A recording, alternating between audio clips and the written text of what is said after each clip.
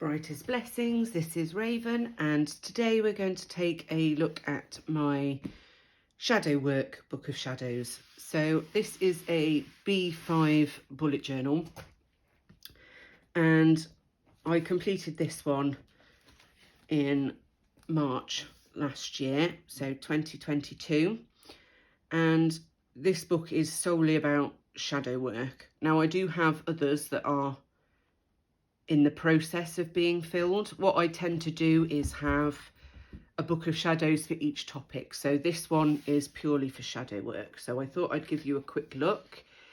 Now, when I say shadow work and what I do in terms of practice is research. So this first book is solely research. Solely research. There isn't much in here of my own personal work because that would be a bit too personal to show you. However, this is all the research I did in order to begin shadow work, which in my view is very important when you practice paganism and witchcraft. So to begin with, I looked at universal law and chaos and, you know, the laws of things, purely because I wanted to be able to look at myself in regards to each of these laws. Now, hopefully I've zoomed in just enough for you to be able to see some of this. And I will try and go slowly so that you can pause the video or take screenshots.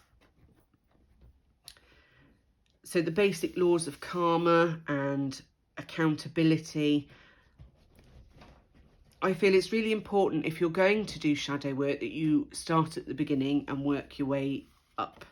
So this was my way of looking at the beginning of things. So the laws, universal laws, living in balance and all of those sorts of things, and working my way to actually doing the work itself. And a lot of these things are really important for general witchcraft practice as well, you know, such as evolving the spirit and the laws of manifestation, the purpose of life, managing change in your life.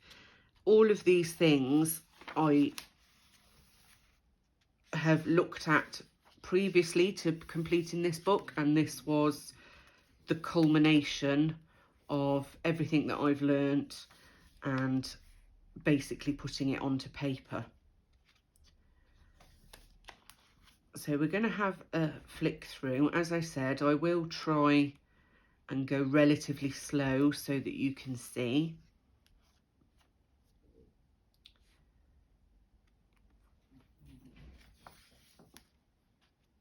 And as you can see in this one, it's a lot plainer. There's not as much artwork in this one because I was really concentrating on the work. So I instead used colour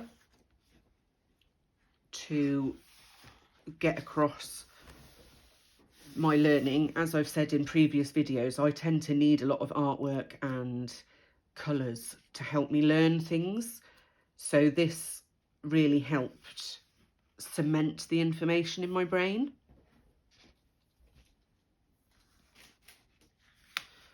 Sorry if you can hear Douglas in the background rummaging through things.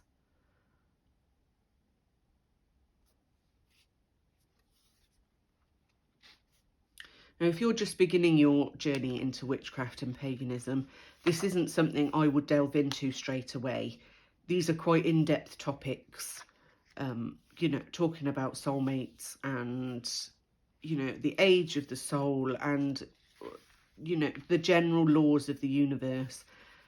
They're all things that are very in-depth topics, and although they are very interesting, it does take a certain amount of knowledge and experience to be able to contemplate them.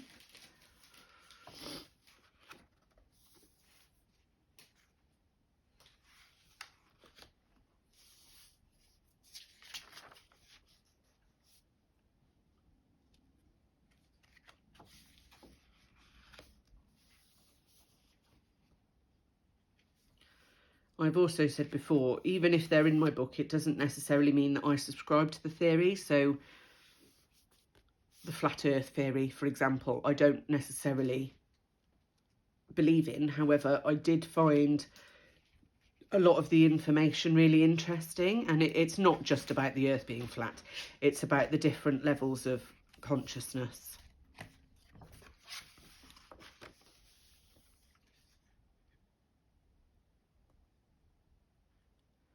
So here I'm talking about it taking a long time to walk through all the levels of consciousness, and that it can't be sped up. Sometimes it can be quite quick. If you're lucky, you might only live a few lives if you believe in reincarnation and past lives.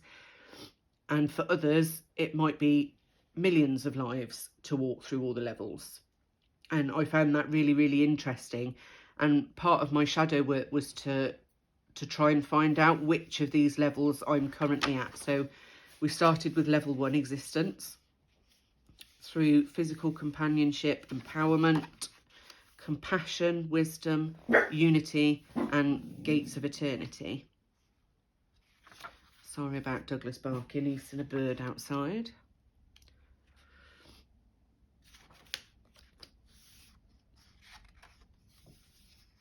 And a lot of this is psychological work, you know, looking into the psyche and how you can improve yourself.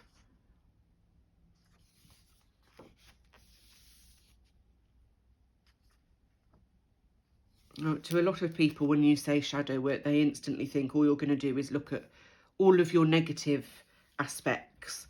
But for me, that wasn't the case. I really wanted to start at the beginning, as I said, and look at,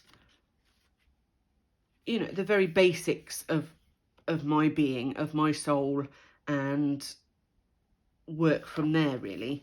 Because I fully believe that you cannot understand yourself if you do not really look at the beginning. So here, for example, we're talking about soul wounds. A lot of people, if you've heard of soul wounds before, is where there is something in your life that is a constant issue. For example, issues with your mother. There doesn't appear to be necessarily a reason for that you can think of. And by doing shadow work and looking at soul wounds, you can actually learn to heal from those issues and discover ways of preventing that in the future. So that is what all of this information is about. Now, as I said, this isn't my personal work where I'm, you know, delving into myself. This is just the research side of things before I begin doing all of those things.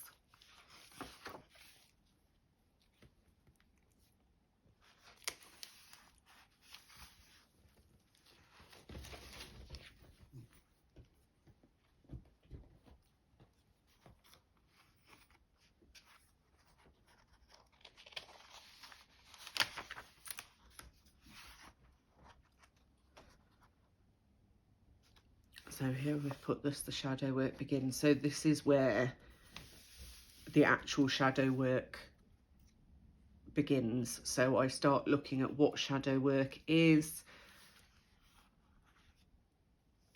types of shadow work,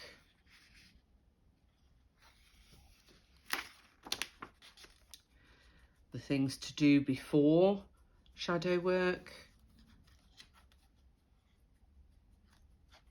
I missed a page. Yes, I missed a page, sorry. A few exercises there.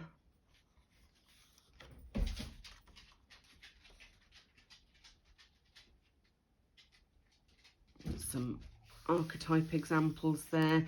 So when we talk about archetypes, we're talking about the type of person you are, the sort of the archetype that you fit into. So yes, okay, you may be a witch, but actually you're also the hero, for example. Perhaps you do have a bit of a hero complex. You have to save the day. You're always there when people need you, to the point where, you know, you're damaging yourself. So these were really interesting things to me, because I wanted to look at, you know, how my life so far is planned to a certain degree and how much isn't. And I also wanted to look at the future and what I can change. I've had my struggles, and I'm sure many of you have. I tend to find a lot of pagans do have this issue of there being some real trauma there and not really understanding where that trauma comes from or why sometimes things are so difficult. And by doing the shadow work, it has really helped me, I have to say, especially over COVID, to delve into myself and who I am and who I want to be. And a lot of the ways that we can do that is to ask ourselves some questions. So here's some very general questions that you can start with. So when you're doing shadow work, it's not just going right the way back. Start small. So what do you look like? Write a page, do some artwork about what you think you look like. And sometimes, even though you think you haven't got an issue, after you've done some shadow work, you find that you do. So, for example, I didn't think I really had an issue with the way I looked facially. However, when I did my project, I basically drew myself and then did some journaling around it. And when I looked back on it a year later, I suddenly thought, well, I've drawn my nose absolutely massive and I don't have a big nose. And my eyes don't look quite right. And my mouth isn't quite right. And I then redrew it. And each year I want to redo these things so that I can then look back and see how my image of myself has evolved and adapted over time. And a lot of shadow work, that is what that is. So as you can see, these are very, very basic questions that you can ask yourself to begin with. And shadow work is extremely important because I've said in previous videos, witchcraft isn't just a journey into the outer ether. It's not just about the spells and the magic. It's about adapting to your surroundings. It's about learning who you are and evolving yourself and evolving your practice to become that higher self. And a lot of people want to rush straight to doing meditations to commune with this deity or to align themselves with this energy.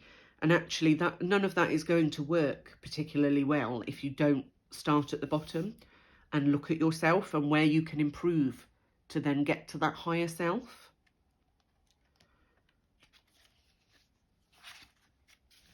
So I've got lots of flip outs and bits and bobs throughout this journal.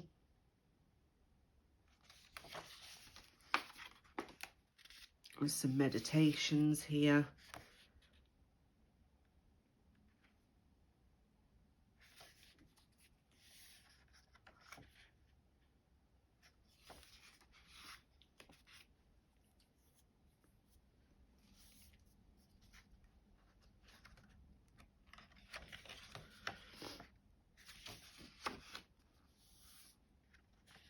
This is all about the pineal gland.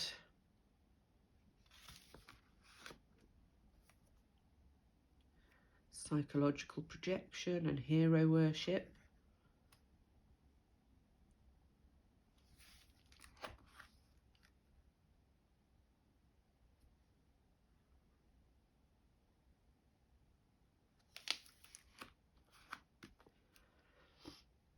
And this is talking about signs of spiritual awareness.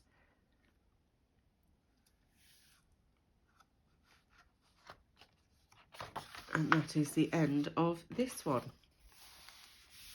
So as you can see, this by the way is a Dingbats journal. And it's B5 in size. The paper in this is absolutely lovely. I can't recommend the Dingbats B5 journals enough. They are on the pricey side. However, it is worth it if you're going to be doing a bit of mixed media into it. So paints you know, glue and all that sort of thing, these pages will hold up quite nicely. There's no reason why you need to be spending £20–30 on one book. This was actually a present that I was given, and for whatever reason I decided this was going to be my shadow journal. So if you have any questions about shadow work, I would be happy to answer them if I'm able. Please comment below and let me know. I have got some other Book of Shadows to flip through eventually. I'm trying not to do all of the Book of Shadows things in one go. My Etsy shop is now up and running. There will be a link for that below as well, for all of the Books of Shadows and journals that I'm currently making. And hopefully at some point, once we get up to 1,000 subscribers, we're a long way off yet, we're about 240 at the moment, but when we get to 1,000 subscribers, I will be giving away one of my Books of Shadows, and we shall see how that goes. So I hope you enjoyed this video and it gave you some inspiration on beginning shadow work or adapting your own shadow work if you already do it. And I hope to hear back from you. Brightest blessings.